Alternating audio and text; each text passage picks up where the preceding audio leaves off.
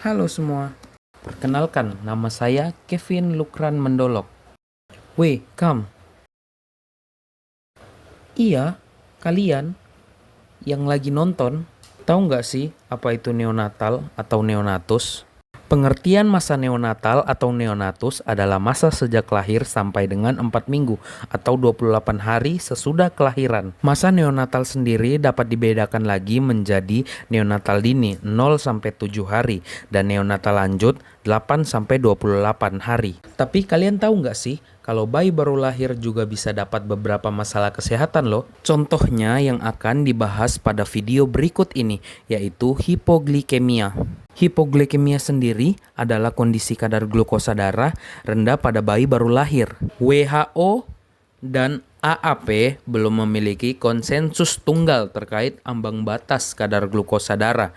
Namun, banyak literatur dan klinisi memakai kurang dari 47,5 mili sebagai ambang diagnosis terutama dalam 24 jam pertama kehidupan epilepsi, bahkan kematian neonatal. Eits, tunggu dulu. Video ini belum sampai di situ saja loh. Masih ada penjelasan tentang gambaran epidemiologi dari masalah tersebut. Jalan-jalan ke expo, lihat kambing naik sepeda. Video ini belum selesai bro. Santai dulu, nikmati penjelasannya. Yang pertama, ada frekuensi dan distribusi masalah. 1. Tingkat kejadian atau prevalensi. Penelitian Melinda dan Wartono 2021, 45,1% neonatus mengalami hipoglikemia. Penelitian Bromaker 2019, 12,1%. Penelitian Kumar 2018, 51%. Dan penelitian Singh 2014.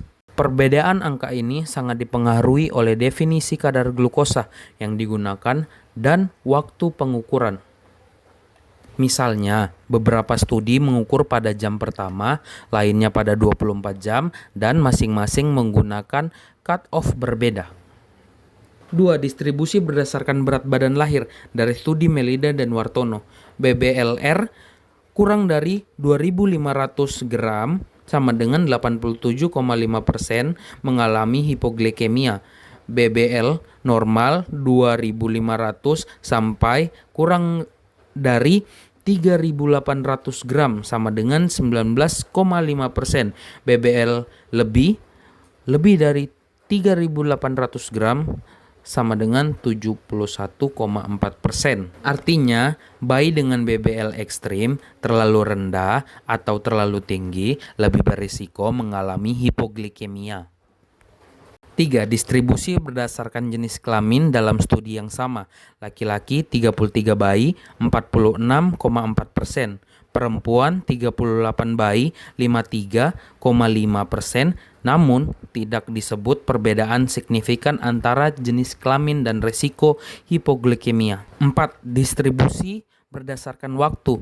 Hipoglikemia paling sering terjadi dalam 1-3 jam pertama kehidupan karena penurunan fisiologis glukosa akibat transisi dari nutrisi plasenta ke metabolisme mandiri. Berat badan lahir rendah BBLR, cadangan glikogen rendah, kemampuan mengisap rendah. Makrosomia BBL lebih dari 4.000 gram biasanya terkait dengan ibu diabetes. Prematuritas, organ belum matang termasuk hati dan pankreas. Sepsis neonatrium, meningkatkan kegunaan glukosa dan mengganggu homeostasis. Gangguan pernapasan, hipotermia, dan kelainan kongenital. Faktor maternal, diabetes gestasional atau pregestasional. Bayi cenderung mengalami hiperinsulinisme setelah lahir. Preeklamsia atau eklamsia, gangguan perfungsi plasenta sampai gangguan nutrisi janin. Penggunaan obat tertentu selama kehamilan misalnya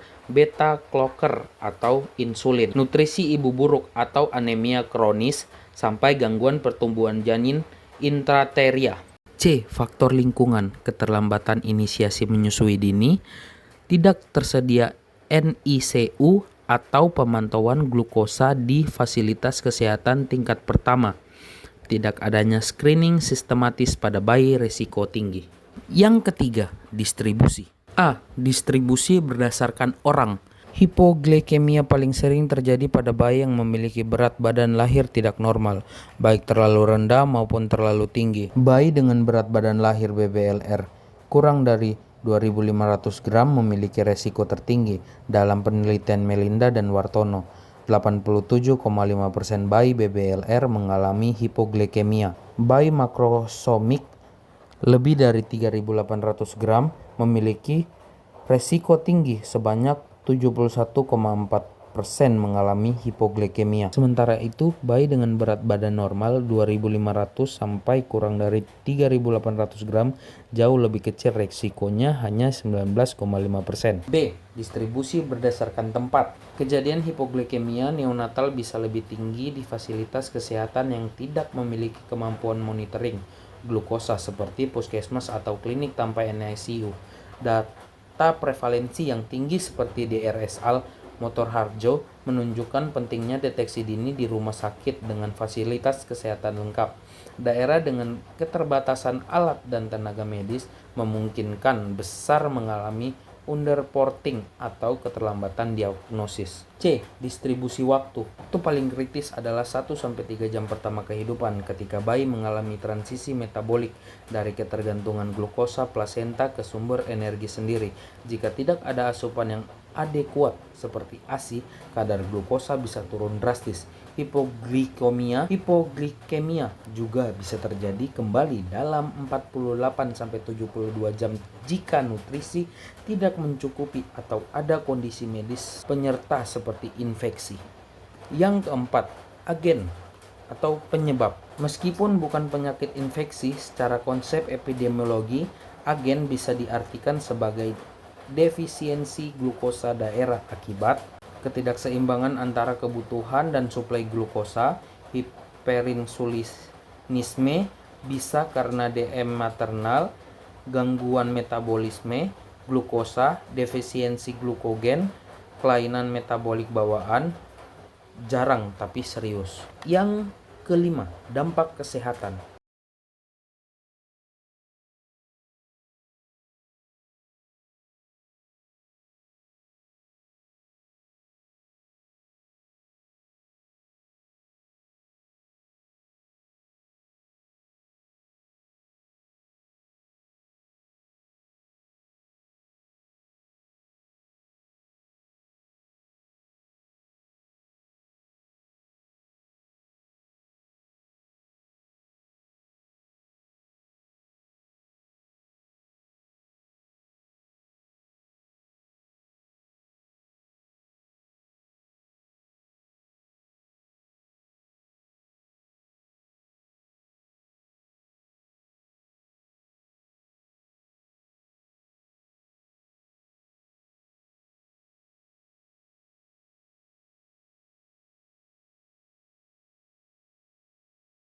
Terima kasih.